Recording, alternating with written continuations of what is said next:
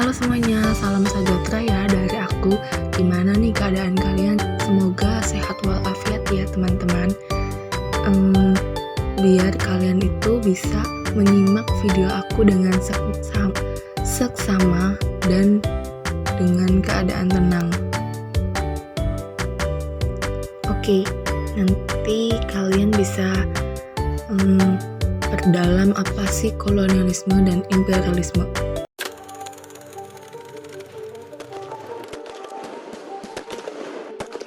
Nah, sekarang apa sih kolonialisme dan imperialisme? Kolonialisme dan imperialisme merujuk pada awal munculnya praktik penjajahan dan ekspansi kekuasaan oleh negara-negara kuat terhadap wilayah lain.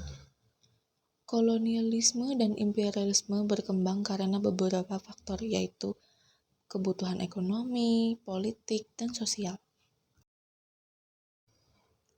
Nah, oke, sekarang apa sih kolonialisme dan apa juga imperialisme? Kolonialisme berasal dari kata kolonia, Latin yang berarti pemukiman.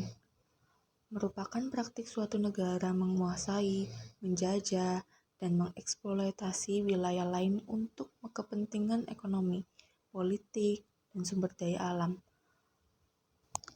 Nah, kalau imperialisme sendiri berasal dari kata imperium, Latin yang berarti memerintah. Imperialisme yaitu kebijakan memperluas kekuasaan suatu negara secara langsung dengan penjajahan atau tidak langsung melalui ekonomi, budaya, dan politik. Lalu bagaimana ya latar belakang dari lahirnya kolonialisme dan imperialisme? Yang pertama itu maksudnya revolusi industri abad ke-18 hingga 19 di Eropa menyebabkan peningkatan produksi barang secara besar-besaran, guys. Negara-negara industrinya itu ada Inggris, Belanda, dan Perancis. Mereka itu membutuhkan bahan baku seperti kapas, karet, dan minyak untuk industri mereka, guys. Selain membutuhkan bahan baku, mereka juga memerlukan pasar baru untuk menjual hasil produksinya, sehingga mencari wilayah jajahan sebagai sumber daya dan tempat pemasaran produk untuk mendorong negara-negara Eropa untuk menjajah dan mengeksploitasi wilayah lain. Nah, pada abad ke-15 dan 16, bangsa Eropa mulai melakukan ekspedisi penjelajahan samudera untuk mencari jalur alternatif. Jatuhnya Konstantinopel ke tangan Kesultanan Utsmaniyah 1453 membuat jalur perdagangan rempah-rempah ke Asia terganggu. Negara-negaranya yaitu seperti Portugal dan Spanyol. Portugal dan Spanyol mulai mencari rute laut baru ke Asia dan Amerika untuk mendapatkan komoditas berharga yaitu seperti emas dan rempah-rempah. Penjelajahan ini akhirnya membawa mereka ke wilayah baru yang kemudian dijajah. Lalu motif ekonomi. Ekonomi menjadi faktor utama dalam kolonialisme dan imperialisme. Negara-negara Eropa ingin menguasai sumber daya alam di wilayah jajahan untuk meningkatkan perekonomian mereka. Sistem monopoli perdagangan, eksploitasi tenaga kerja, dan pajak tinggi di wilayah jajahan menghasilkan keuntungan besar loh. Selanjutnya, teknologi dan militer. Negara-negara Eropa saling bersaing untuk menjadi kekuatan terbesar di dunia. Memiliki wilayah jajahan dianggap sebagai tanda kejayaan dan kekuatan suatu negara. Wow.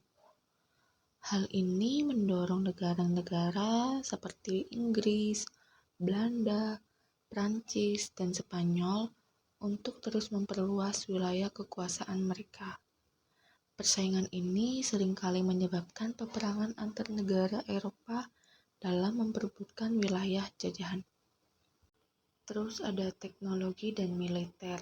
Kemajuan dalam teknologi navigasi seperti penemuan kompas dan kapal layar yang lebih canggih memungkinkan perjalanan laut yang lebih cepat dan lebih jauh.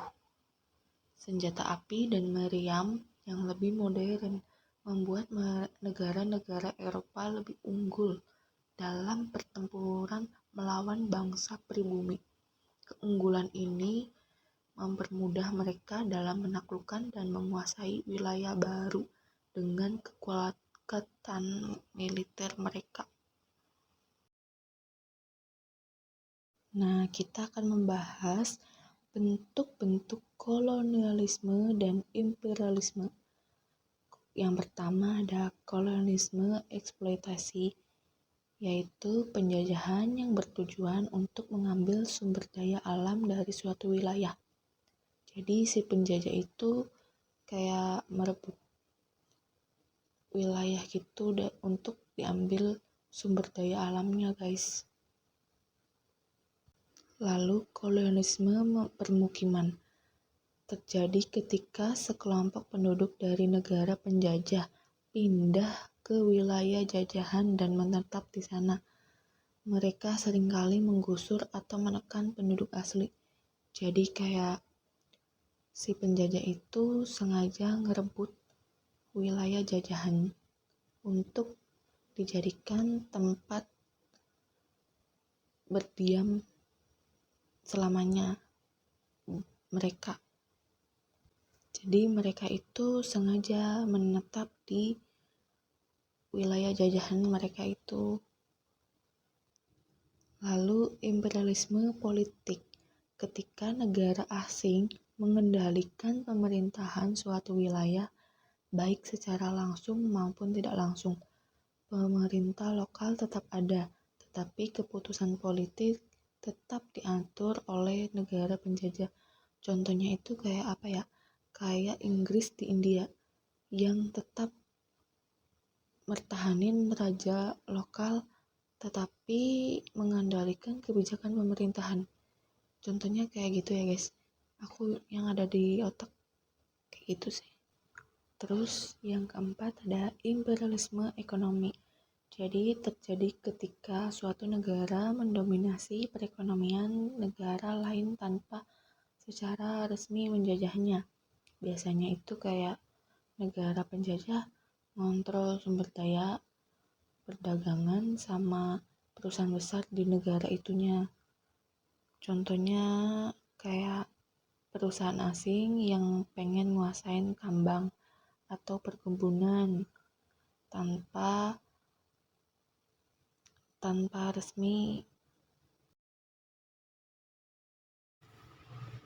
Nah, selanjutnya ada negara-negara kolonialis dan wilayah taklukannya. Yang pertama itu ada Spanyol. Spanyol adalah salah satu negara kolonialis terbesar pada abad ke-15 hingga 19. Mereka menguasai sebagian besar Amerika Latin seperti Meksiko, Peru, dan Argentina. Mereka juga menguasai Filipina selama lebih dari 300 tahun loh. Yang kedua ada Portugal.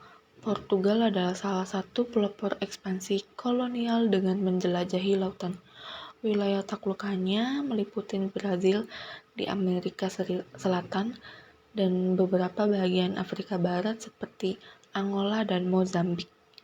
Yang ketiga ada Belanda ya. Belanda terkenal dengan perusahaan dagangnya yaitu VOC yang menguasai Indonesia selama lebih dari 300 tahun. Belanda juga menduduki di Afrika Selatan di mana mereka mendirikan koloni Cape. Yang keempat ada Inggris. Inggris adalah salah satu negara kekuatan kolonial terbesar. Mereka menguasai India selama hampir 2 abad, serta menjadikan Australia dan Mesir sebagai bagian dari kekaisarannya. Yang kelima ada Perancis. Perancis menguasai banyak wilayah di Afrika Utara, seperti Aljazair, Maroko, dan Tunisia.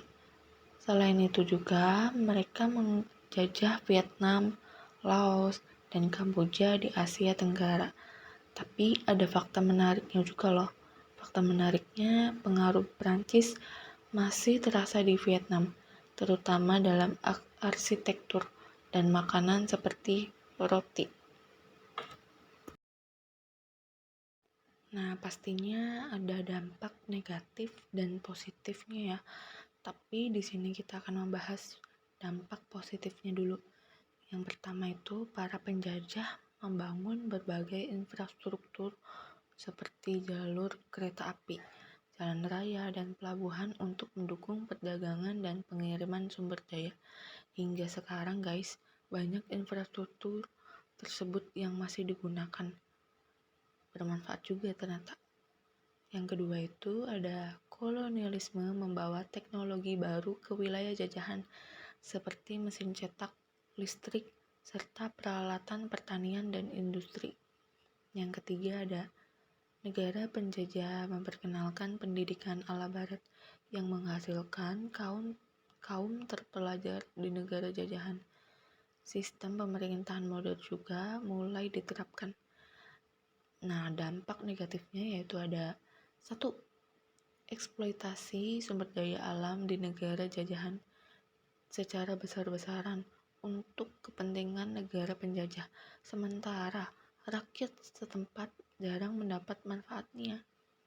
Yang kedua, kolonialisme menciptakan ketimpangan ekonomi yang besar. Penduduk pribumi dipaksa bekerja dan diberi upah yang rendah, sementara bangsa penjajah menikmati kekayaannya. Yang ketiga, hilangnya kedaulatan bangsa terjajah. Negara jajahan kehilangan kebebasan untuk mengatur pemerintahannya sendiri. Mereka dipaksa tunduk pada hukum dan aturan penjajah.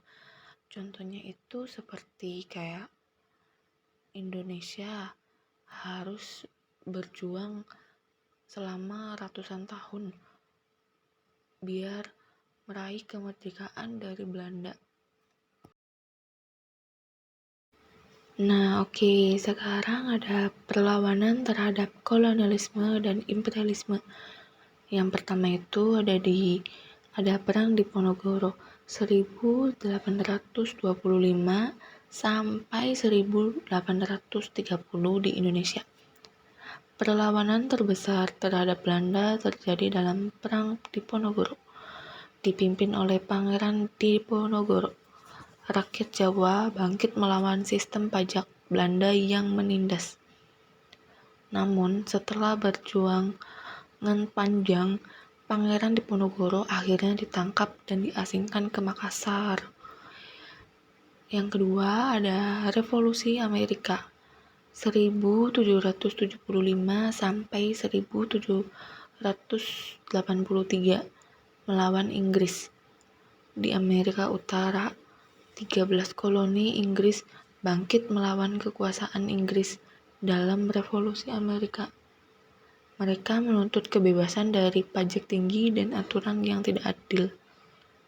Yang ketiga ada Perang Kemerdekaan India 1857 melawan Inggris. Di India, Perang Kemerdekaan 1857 juga dikenal dengan pemberontakan Sepoy. Terjadi karena tentara India menolak penggunaan peluru yang dilapisi lemak sapi dan babi yang bertentangan dengan kepercayaan Hindu dan Muslim. Yang keempat itu ada Revolusi Haiti 1791 sampai 1804 melawan Perancis. Di Haiti, budak-budak Afrika yang diperbudak oleh Perancis bangkit melawan penjajah dalam Revolusi Haiti. Mereka dipimpin oleh Toussaint Louverture dan akhirnya mereka mendirikan negara pertama di dunia yang dipimpin oleh mantan budak. Nah, oke guys.